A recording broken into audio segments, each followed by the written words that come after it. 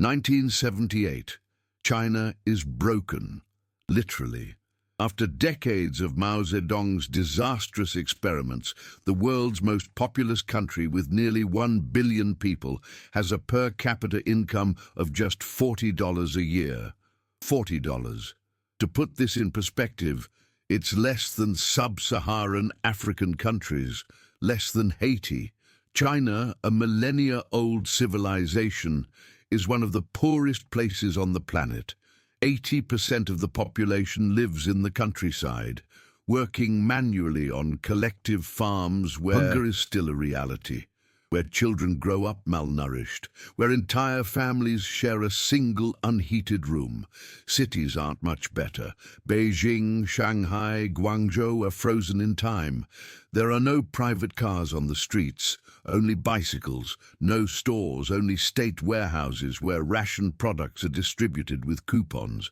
People wear the same blue and grey clothes they wore 20 years ago. Chinese urban life looks more like the 1930s than 1978. Universities were closed for a decade. During the Cultural Revolution, an entire generation lost access to education. China's best and brightest spent years in re-education camps, planting rice or cleaning latrines. Infrastructure is in ruins. Factories operate with 1950s equipment. Roads are craters. Hospitals lack basic medicine. Even electricity is a luxury in many rural areas. This is China's state when Mao dies in 1976. An economic disaster, a humiliated country, an exhausted population, campaigns, mass famine, 3 decades of brutal, and then something impossible happens. In just 14 years, per capita income multiplies by 10. It doesn't double, it doesn't triple, it multiplies by 10. 400 million people escape absolute poverty in a single generation. 400 million. It's as if the entire population of the United States suddenly had enough food, decent clothing, and hope for a better future. China becomes the world's second largest economy, from an irrelevant place in global trade to the planet's factory.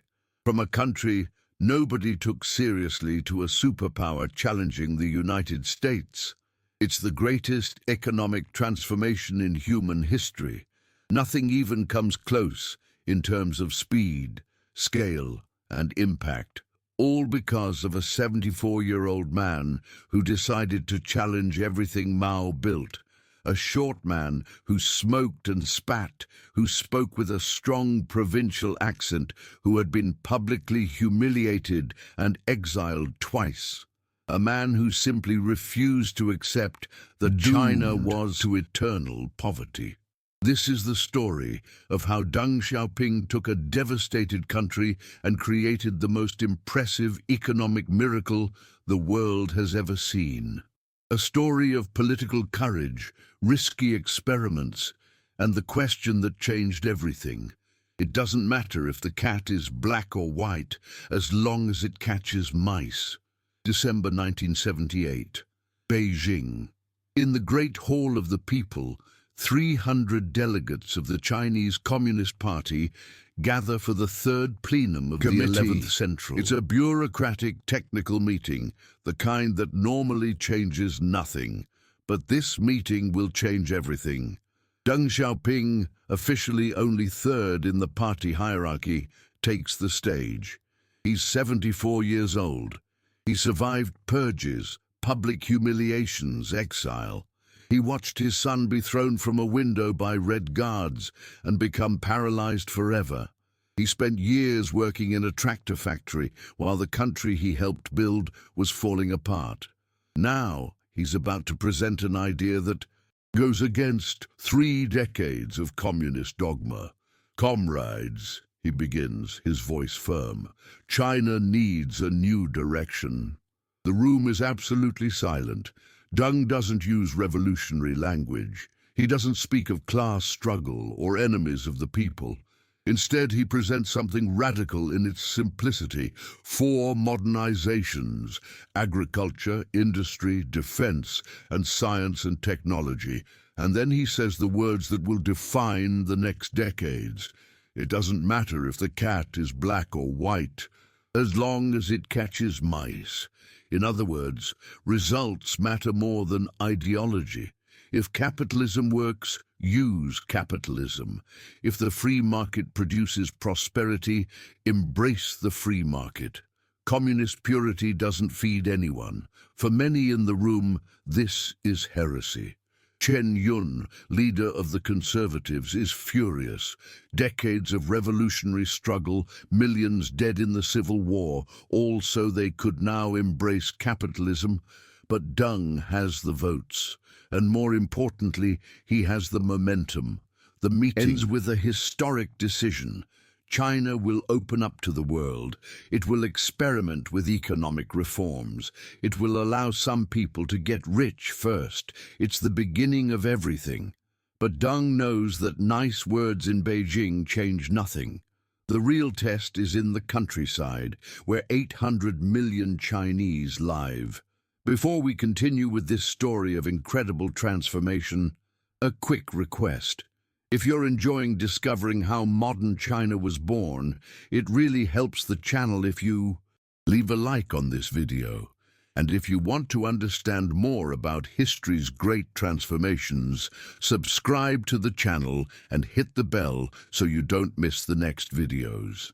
All right, let's get back to 1978 and see how Deng began transforming China from the bottom up.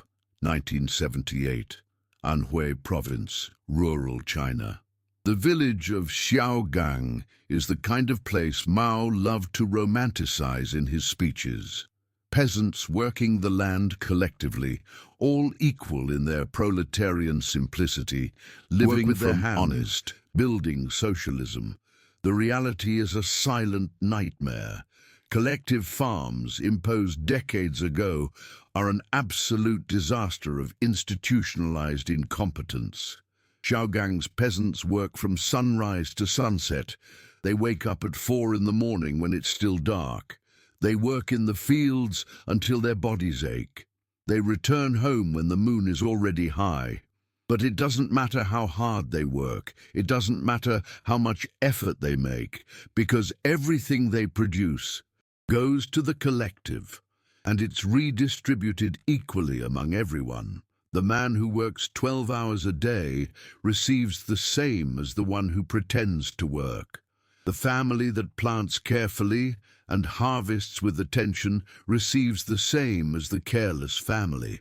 It's the perverse logic of agrarian communism. Why bother if you'll receive the same regardless of what you do?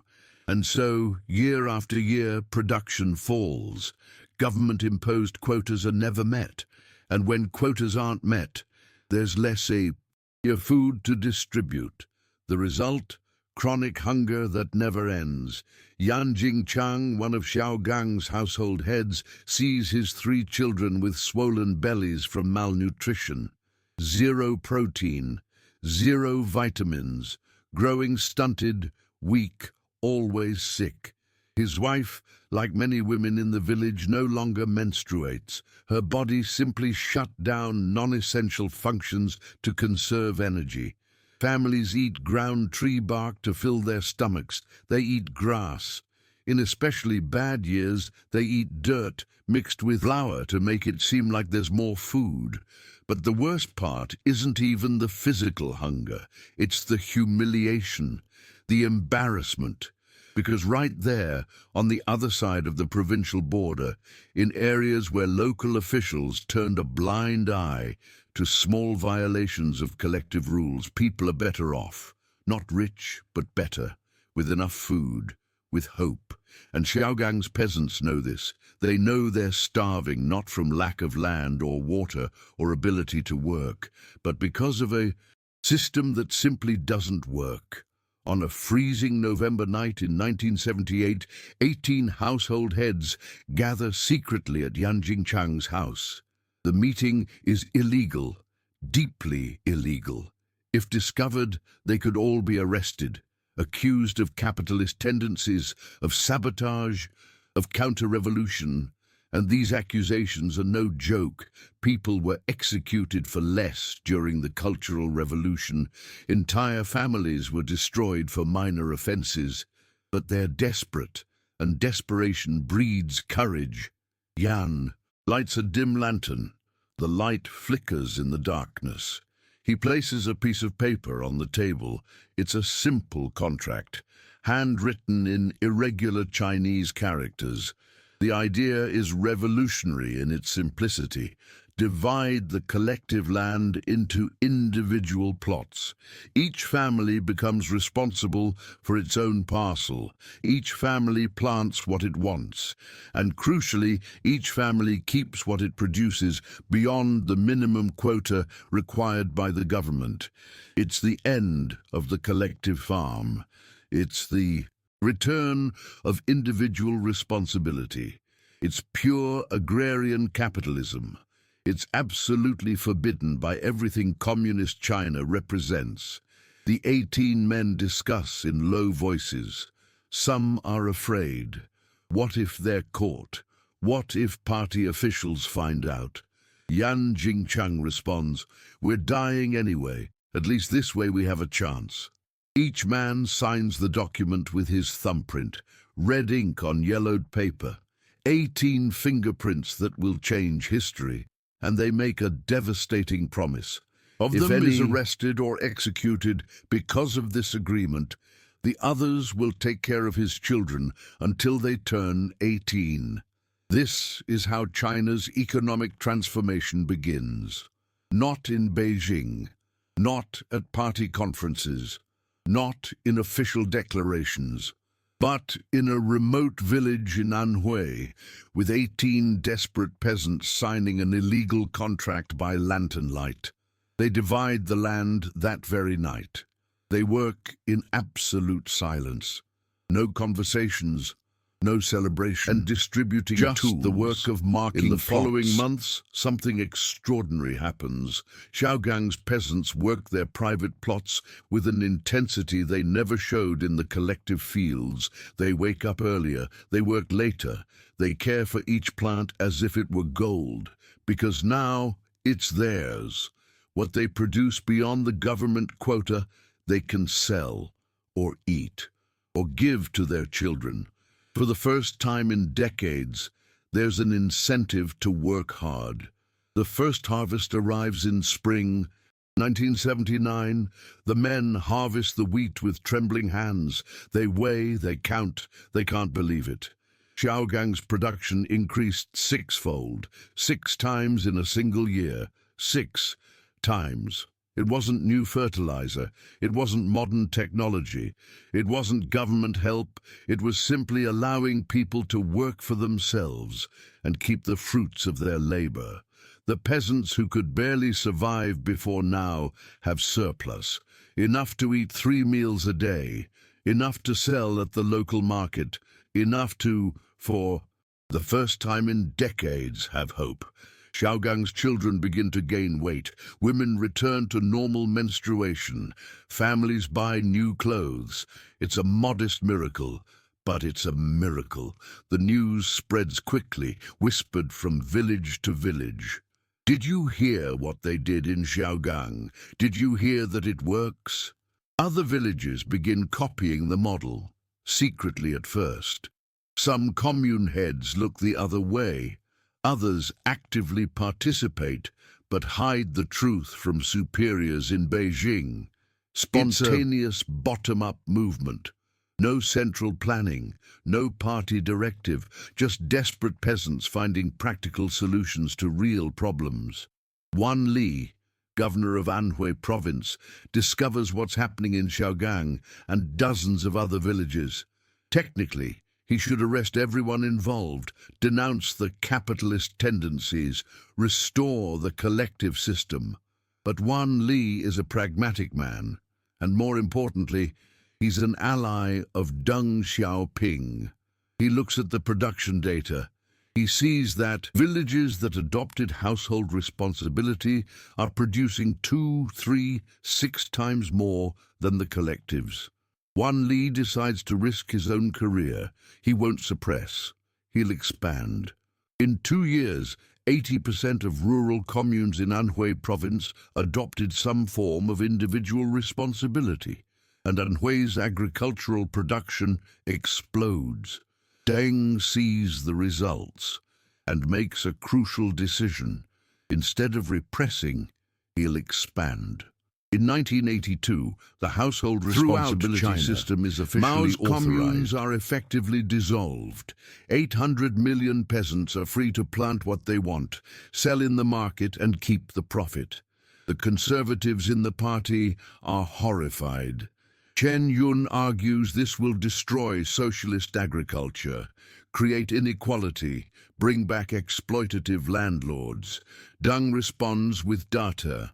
Agricultural production increases 25% in 3 years. Hunger, which plagued China for decades, disappears. Peasants, for the first time since 1949, have enough food. It doesn't matter if the cat is black or white, Deng repeats. What matters is that it catches mice, and the mice are being caught. But while the countryside prospers, cities remain stagnant. Inefficient state factories, no competition, no incentive to innovate. Deng knows the next phase of transformation must happen in cities, and it will be even more controversial. 1979, Guangdong, in southern China, just above Hong Kong. Xi Zhongxun, provincial governor of future leader Xi Jinping, has a tense meeting with Deng Xiaoping in Beijing. He brings a proposal that sounds like absolute madness to many in the party. Comrade Deng, he begins, choosing words carefully, we need to create special economic zones, areas where normal rules of Chinese socialism don't apply. Deng raises an eyebrow. Continue.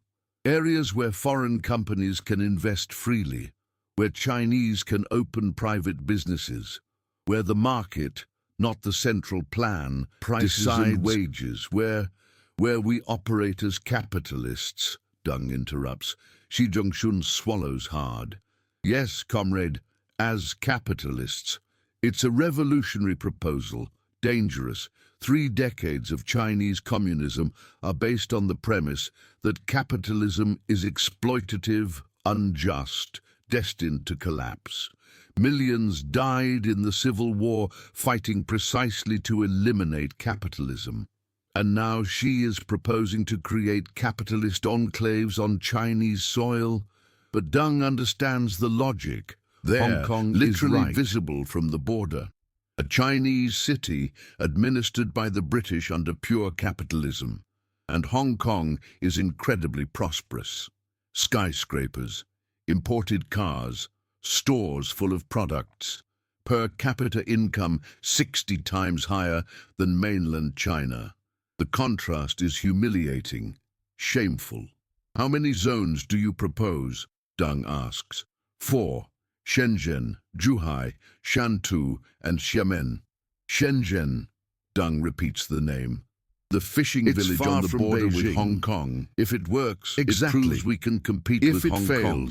Deng thinks for a long moment, smoking his cigarette, looking out the window. Approved, he finally says, but with one condition. If it doesn't work in 5 years, we shut everything down.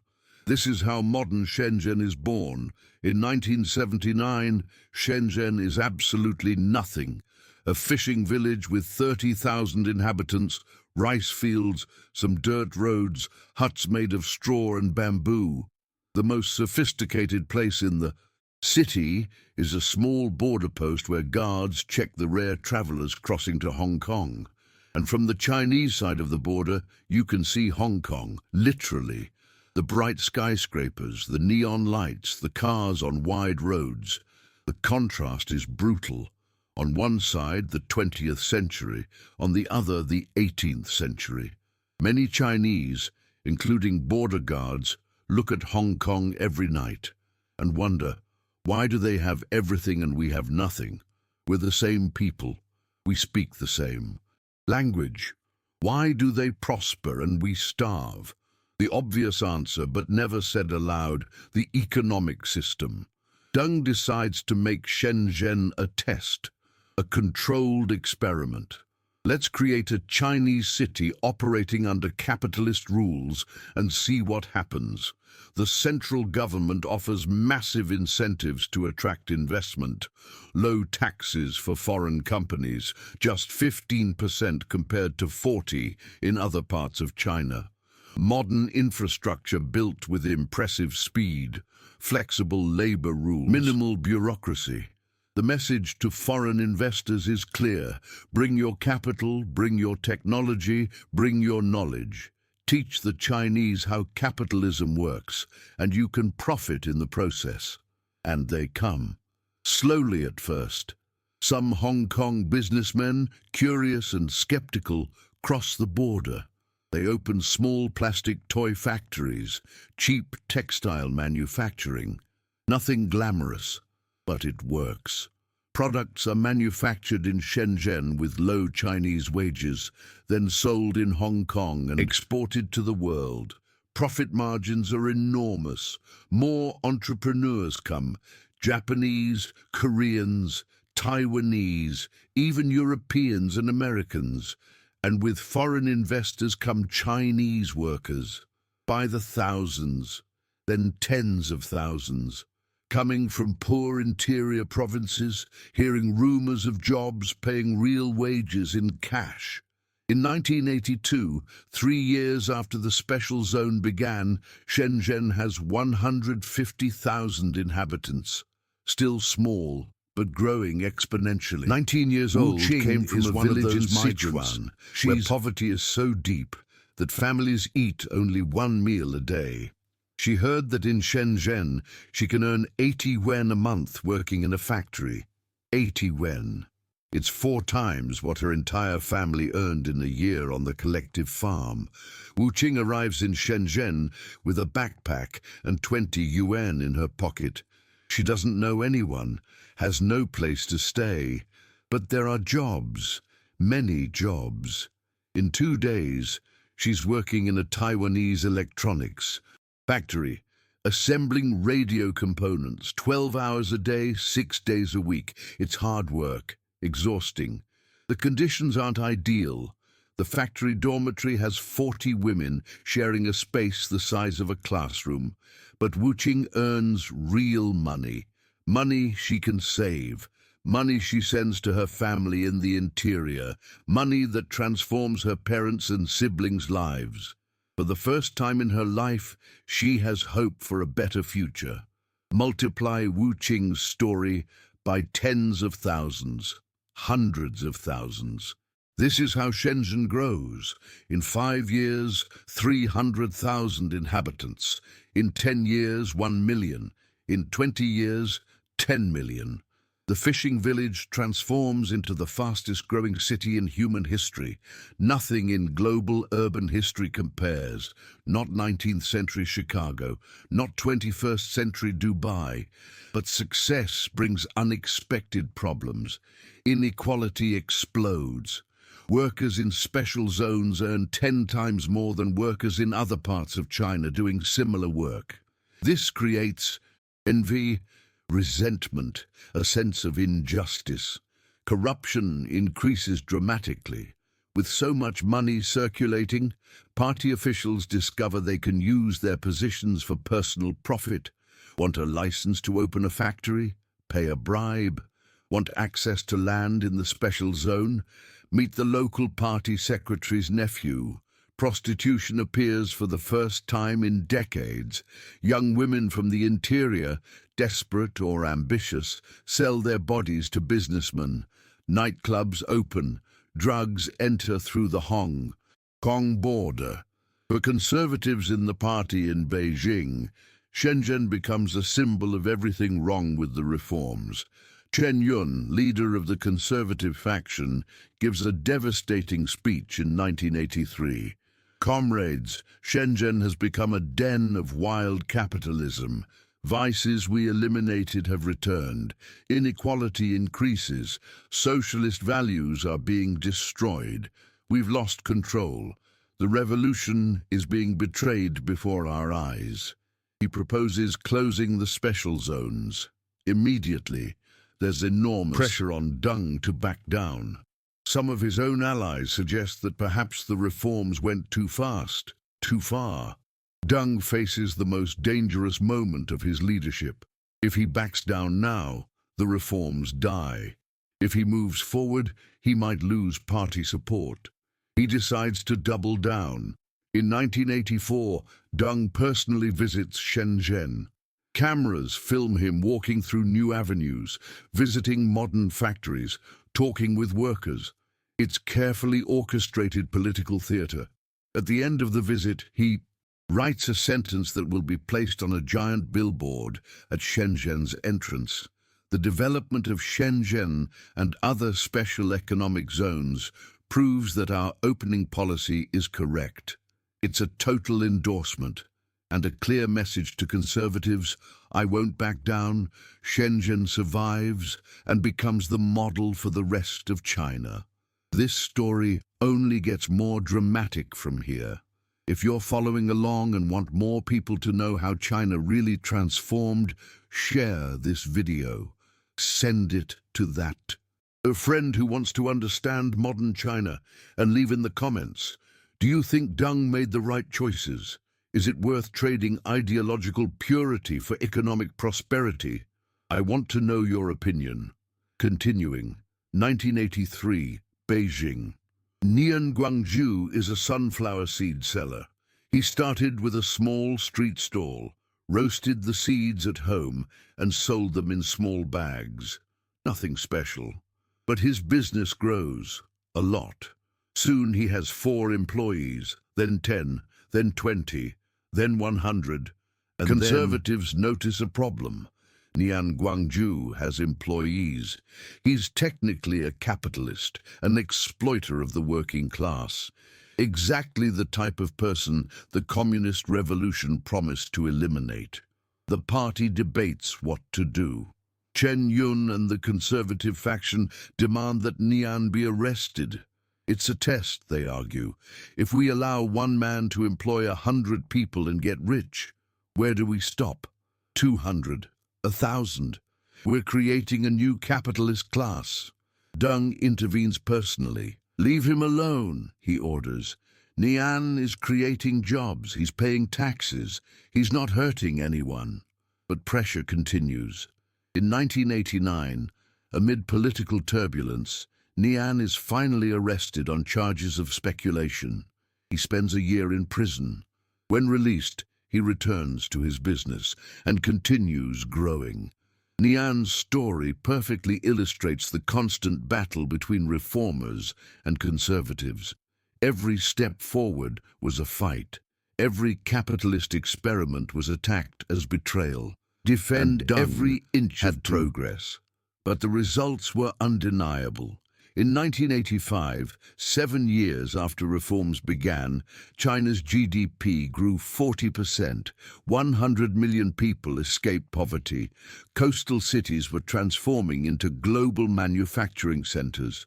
Supermarkets began appearing. Bicycles gave way to motorcycles. China was waking up, and the world was noticing. Margaret Thatcher visits Beijing in 1982 to negotiate Hong Kong's future. She expects to find a backward country, easy to manipulate. Instead, she finds Deng Xiaoping. Negotiations are tense. Thatcher argues that 19th century treaties that ceded Hong Kong to Britain are valid until 1997. China should accept extension or special arrangements. Deng is direct. Hong Kong is Chinese territory. It always was. It will return to China in 1997. The only question is how. He proposes something revolutionary. One country, 2 systems.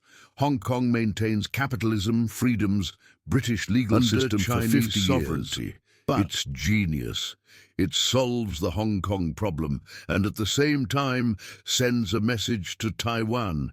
Reunification can happen peacefully, respecting differences. Thatcher reluctantly agrees. In 1984, The joint declaration is signed. But something more important happens in this negotiation. Deng proves that China is no longer a weak, humiliated country that accepts foreign impositions. Deng's China negotiates as an equal. It's a powerfully symbolic moment. Continue accelerating. Internally, in 1987, reforms. Zhao Ziyang, Deng's protégé and convinced reformer, becomes General Secretary of the party. It's a clear signal. The reform line is winning. Economic growth is spectacular, 10% annually. Foreign investment explodes. Cities like Shanghai, which were frozen in time, begin to modernize. Skyscrapers emerge. Multinational companies open offices. But there's a problem growing in the shadows: corruption. With so much money circulating, rich opportunities to get, party officials begin using their positions for personal benefit. Children of party leaders, the princelings, get special licenses, privileged access to lucrative businesses, bank loans they never need to repay. The population notices and becomes furious. Students, intellectuals, urban workers begin questioning, if we're embracing economic reforms, why not political reforms too? Why does the Communist Party maintain absolute power monopoly? Why is there no freedom of democracy? Zhao Ziyang sympathizes with these demands. He believes political reforms are inevitable. Deng is more cautious. He wants economic prosperity, but absolute political control. This tension will explode in 1989. April 1989. Beijing. Hu Yaobang, former General Secretary of the Communist Party and genuinely popular reformer, dies of a heart attack at age 73. He had been forced to resign 2 years earlier, accused of being too soft, sufficiently defending the party line of not. But Hu was loved, especially by students and intellectuals. He represented the hope that China could have not just economic reforms, but also political reforms, freedom of expression, independent journalism, perhaps eventually democracy. His sudden death becomes an unexpected catalyst.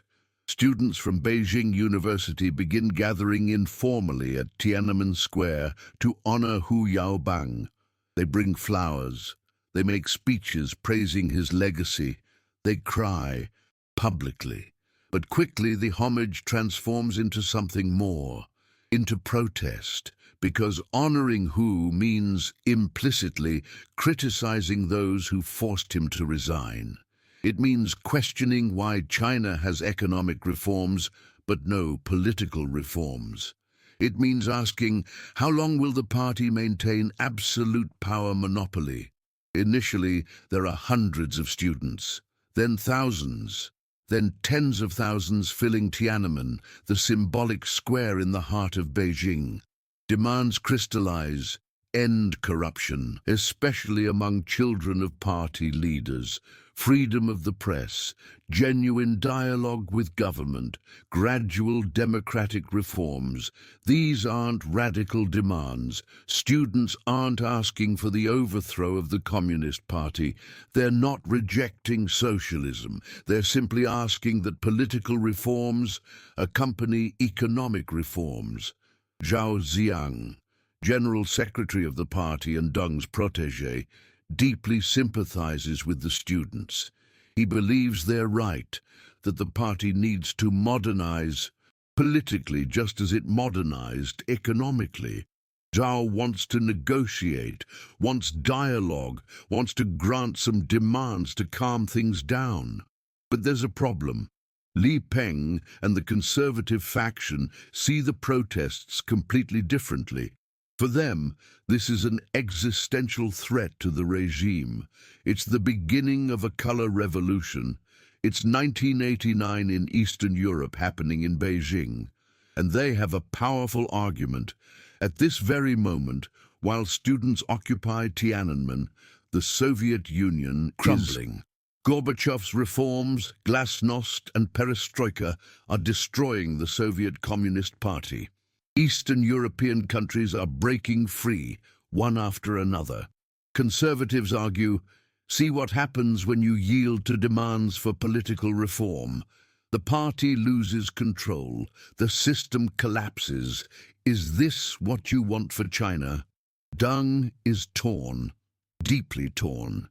He created economic prosperity, lifted 400 million out of poverty, transformed China. But now he's seeing political control. And Deng Xiaoping, despite all his economic reforms, is fundamentally a Leninist. He believes the Communist Party must maintain absolute control, always, without exception. In mid-May, the situation escalates. More than 100,000 people continuously occupy Tiananmen. Students begin hunger strikes, hundreds of them visibly losing weight, fainting, being taken to hospitals. It's intense political drama. International TV cameras cover everything. CNN broadcasts live. Watching. And worse for the government, Mikhail Gorbachev arrives in Beijing for the first Sino-Soviet summit in decades. It should be a historic diplomatic triumph. The normalization of relations after 30 years of hostility. Instead, it's total humiliation. Gorbachev can't visit important monuments because they're blocked by protests. Official ceremonies need to be cancelled or moved. The images on international TV are devastating. The Soviet Union's leader in Beijing, but the Chinese capital out of its own government's control. Deng feels deep shame and growing anger. Conservatives intensify pressure. Comrade Deng, either you act now or we lose everything. If we don't crush this, the Chinese Communist Party will follow the same path as the Soviet Communist Party. Will you let this be your legacy? Zhao Ziyang makes one last desperate attempt. In the early morning of May 19th, he personally goes to Tiananmen. Cameras film him walking among students, voice choked. Tears in his... Comrades, students, he says through a megaphone, we came too late, you're still young, you have a bright future, please value your lives, go home before it's too late. It's a warning, an alert, a final appeal. Students applaud Zhao, but they don't leave, and Zhao knows he just condemned himself politically. By demonstrating public sympathy for the protests, by implicitly criticizing the party's hard line, he signed his own sentence. Hours later, martial law is declared. Troops of the People's Liberation Army begin surrounding Beijing. Zhao Ziyang is removed from all positions and placed under house arrest. He will spend the next 16 years of his life confined to his house in Beijing, monitored 24 hours a day, forbidden from speaking with press or visiting abroad, until he dies in 2005, isolated and silenced. Deng made his decision. The party won't yield. Control will be maintained, whatever it takes. On the night of June 3rd the 4, tanks and soldiers. What exactly happens that night is still contested. The Chinese government still doesn't release official numbers. What we know, hundreds, perhaps thousands of people die. Students, workers, ordinary people, some crushed by tanks, others shot. The world watches in horror. The image of a lone man stopping a column of tanks becomes a global symbol of peaceful resistance. But inside China, the message is different. The party won't tolerate challenges to its power. Economic reforms. Yes. Political reforms, no. Many believe this is the end of Deng's reforms, that China will retreat, that conservatives won, that the economic miracle is over. They're wrong. We're reaching the most crucial moment of this story, where Deng will make his final and boldest move. If you're not subscribed to the channel yet, now's the time.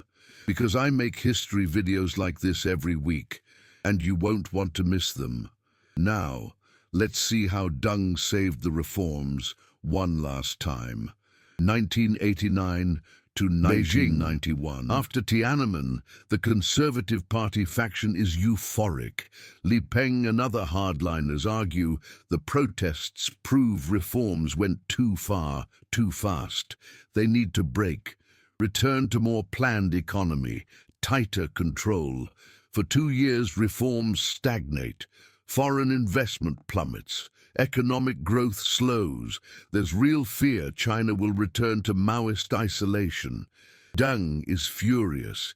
He's 87 years old now, officially retired from all formal positions, but still China's de facto leader. Let everything he built, he won't be destroyed. In January 1992, Deng does something unexpected. He travels to southern China, to Shenzhen, Zhuhai, Shanghai. It's called the Southern Tour, Nanshun in Chinese. It's not an official trip. Deng holds no office, but everyone knows who he is. And Deng uses the trip to send a devastating message to conservatives. In each city, he visits factories, talks with workers, inspects economic zones, and at each stop, he makes speeches that are carefully leaked to media. Whoever doesn't support reforms should get out of the way, he declares in Shenzhen. Development is the only truth that matters. If we don't reform, we have only one path: death. These are incendiary words coming from an 87-year-old retired leader. But they work. State media, initially hesitant, begin publicizing the speeches. Provincial governors catch the signal and announce new local reforms. Businessmen who had been cautious return to investing. And most importantly, Deng still has the power. If they force a confrontation between him and conservatives, they'll lose. In March, the Politburo capitulates. Jiang Zemin, the new general secretary who replaced Zhao Ziyang, publicly endorses Deng's vision. Reforms are officially resumed. The Chinese economy skyrockets again. Between 1992 and 1997, GDP grows an average of 14% annually. 14%. It's an absurd number, sustained for 5 consecutive years. Entire new financial Shanghai builds an Pudong from scratch. Skyscrapers sprout from the ground. The Shanghai Stock Exchange reopens, private companies flourish, and most importantly, in 1997, Hong Kong returns to China. The moment Deng negotiated with Thatcher 15 years earlier finally happens. And it happens peacefully, orderly. Deng doesn't live to see it. He dies on February 19, 1997, at age 92, 5 months before Hong Kong's transfer. But his legacy is already guaranteed. When control of China in 1978, the country had a GDP of $150 billion. When he died in 1997, it was over $1 trillion, 7 times larger. Per capita income went from $40 to over $700, an increase of 1,750% in less than 20 years. Between 1978 and 1997, more than 400 million Chinese escaped absolute poverty. It's the largest poverty reduction in human history in any time period. China went from isolated agrarian irrelevant in international trade to the world's 3rd largest exporter. And all this happened while keeping the Communist Party in power. Deng proved it's possible to have capitalist prosperity under authoritarian communist government. It's a paradox that defines China to this day. Historians debate Deng Xiaoping's legacy. Some celebrate him as the leader who saved China from itself, who brought prosperity to hundreds of millions. Others point to Tiananmen and argue he sacrificed political freedom for economic growth. Both are right. Deng wasn't a Democrat. He didn't believe in political pluralism or press freedom. He was, until the end, a Leninist who believed the party must maintain absolute control. But he was also pragmatic. He saw that orthodox Maoism led only to misery, and he had the courage to change course, even facing fierce opposition within the party itself. It doesn't matter if the cat is black or white, as long as it catches mice. That a phrase defines not just Deng, but modern China entirely. Ideology matters less than results. Theoretical purity matters less than practical prosperity. It's a philosophy that transformed a country of 1,400,000,000 people and continues shaping the world today. Because the China we know now, the economic superpower, the world's factory, the United States' strategic rival, wouldn't exist without Deng Xiaoping's reforms. He took a broken country in 1978 the 20th century, and created the miracle of the story of China's transformation. A story of courageous reforms, risky experiments, intense political battles, and a pragmatic vision that prioritized results over ideology. If you made it this far, thank you so much for watching. Leave in the comments, do you think Deng's model, economic growth without political freedom, is sustainable in the long term?